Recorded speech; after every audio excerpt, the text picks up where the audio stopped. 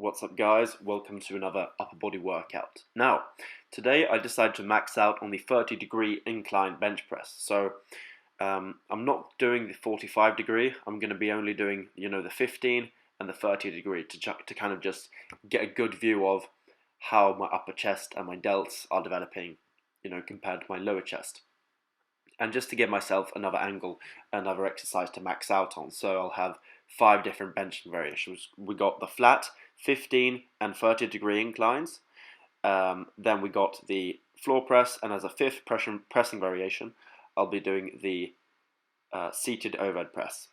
And fairly soon, I may be not moving out of my parents' house, but I will be temporarily moving to another place. So I probably will have to get a gym membership and work out in a I was about to say conventional gym. That's wrong, obviously. In a commercial gym. So I'll be doing standing overhead presses most likely, which is an exercise I haven't done in years, since the roof is far too low in my attic to do those. So that will be interesting. For now, though, I'm just going to keep working on the seated versions until then. Also, I'll be working a lot on this flat bench. It is making good progress. I'm doing the staggered progression method, which I've talked about a lot, and I will make videos on it in the future. I believe that this is the way, probably one of the best ways we can do this. It really milks your gains slowly, and it develops a speed with a certain weight before you necessarily go up into the rep ranges that are maximal. And once you reach that maximal level, your body's having a tough time recovering session to session. It drops back down again, so you get a tiny deload quite frequently, which I do believe is very beneficial. Moving on, pull-ups. I did 8.75 kilograms today for 3 sets of 10, which was very, very fucking good. I'm very happy with this, satisfied. However, I was quite light today, 83.9. So I'm scheduled to weigh above 85 at this point, so I'm a bit behind on the bulk, 1 to 2 kilos behind. And obviously that's going to have a bit of a positive effect on my pull-ups, while having a negative, effect on everything else. So yeah, but the goal here really is short term, 10 kilos. It will happen on Tuesday. Long term, or actually medium term, is to get up to 20 kilos on this exercise, so 3 sets of 10. Once I reach that, I will maintain for the rest of the year and allow the rest of the body weight gain I'm going to make to influence my pull-up game positively. So the goal is really to do around 70% of 165 total weight for 3 sets of 10, and me weighing 95 at the end of the year. That will be around 115 kilos or 20 kilos added to a 95 kilo guy. That's where I get the numbers from, and I know that if I can just maintain 3 sets of 10 at 20 kilos, the weight gain will take care of the rest of the strength gains I need to make the entire rest of the year by itself. So now I just need to add around 11.25 kilos to that, pull up. And it feels hard, it feels difficult, it feels scary, but I can fucking do it. 10 more kilos, what's that? We got this. So I'm going to really put my back into it, no pun intended, in the next few weeks, and really just add all the weight I can on those pull-ups and hopefully get to that 20 kilos before my body weight gain starts working against me. So it's a bit of a ticking time bomb. It's a bit of a race between me and my pull-up strength, but I know that I'll win. So just have to keep working. Also, why am I doing overhead press on the knees? 2 reasons. Number 1, I failed a rep last workout. I was going for 3 sets of 10 and I failed on the very last rep with 47.5 kilos, and therefore I wasn't allowed to go up in weight and down in reps again, according to my own system. I'm very strict with myself. A single rep, it was even half a rep that I missed it by, doesn't count. So back to the drawing board, back to square one. We're restarting. It's the same weight, but I'm doing 3 sets of 8, and I'm doing it on a different variation, the kneeling version. Now, I don't really know what I'll be doing later next week, but I do believe that I probably will have a gym membership by that point, so I will likely be doing standing overhead presses at the gym I'll go to. I don't even know which gym I'm going to, but it will be an adventure for sure. One thing I do know is I'm not fucking up the program. One way or another, I will get the work in. Yeah. Bent over barbell rows, these are fucking awesome. Guys, do them. All the best bodybuilders do them. Best strength athletes do them in phases. And for anyone who isn't an elite lifter, I believe these are extremely beneficial. Elite lifters may think that this generates a lot of lower back fatigue, and while I get that argument, it doesn't apply to me because I'm weak.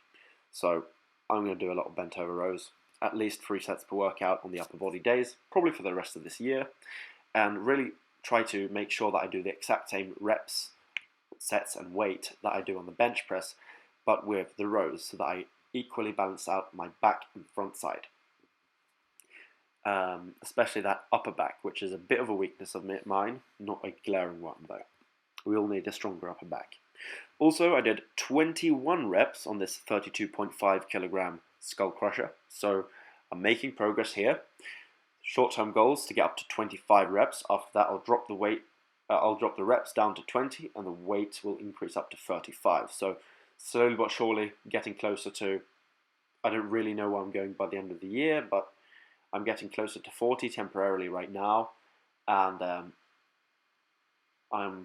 by the end of the year we probably need to go quite a bit beyond that, closer to 50 kilos to really, get the most bench carryover as possible. So that's going to be quite interesting, I believe. Also, I did barbell curls, 20 kilograms, and I got 25 reps a day, which is fucking great. As you can see, I am fully extending my elbows at the bottom to really stretch out that bicep tendon, as I want to build strength through the entire range of motion.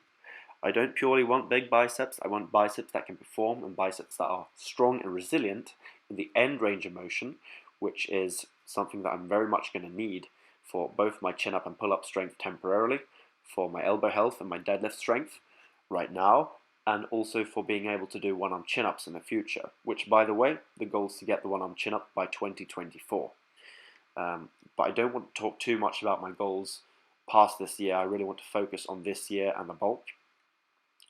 But for those of you who are long-time followers who have been following me for years, for example, PP Poo Poo, yes, I remember you, motherfucker. You guys know that I've been working towards the one-arm chin-up for a long while, and I'll continue to go at it until I reach it. I do believe I have potential for it, but probably not in a bulked state unless I get extremely large amount of strength and muscle gains from where I am right now. So temporary goal here is really just to build a lot of bicep strength, build a lot of lat strength for the pull-ups, build a lot of upper back strength for the rows, combine all of that together with these, wrist extensions and wrist curls to build a grip as well, and build up the total amount of strength, my absolute strength. Then when I cut, I'm going to really keep the absolute strength as much as possible, and every kilo I drop, the relative strength is going to get way better. So I'm super looking forward to that. This set is kind of boring. I did 21 reps here on the wrist curls. These are actually extremely good. My friend Harry, if you're watching this, thank you, bro. This is an awesome exercise. You really just let it out into your fingertips, and that really truly stretches it out. And I really like this exercise because it doesn't only build your forearm. I believe it probably does build, your fingers and your hands, since you're almost fully extending those fingers, those 4 fingers. You're really building up, the connection between those fingers and the forearm. So we're building the wrist, we're building the fingers, we're building the hand, we're building the forearm. So I really truly believe in those. Also, we're doing neck curls and neck extensions. As you guys know, I'm a fighter. Now, I don't fight very regularly. Last time was 2021 in December. Was the last time I competed in Taekwondo. But I do plan to compete again in 2024. And if this year does not go as planned, 2025, I do know I'll compete again at least. And my goal is to win a national championship one day. So we need a big, strong neck. Mainly just to protect my brain from more trauma, as I'll be in heavier weight classes.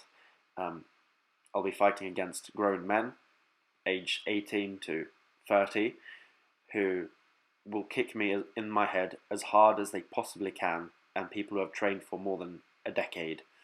So imagine a guy who's trained a decade at kicking, who kicks you in the head.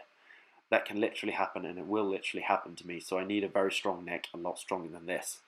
Short-term goal here is to get to 10 kilos for reps of 20 on both of these. Preferably I need to get up to 20 kilos. A big plate, alternatively 2 10-kilo plates if it's more, feasible to do it in that way. Strength progress is happening. It's going well, but I really need to stay on top of my game. I need to have good days all the time. I need to focus on my weight gain. I need to focus on my diet.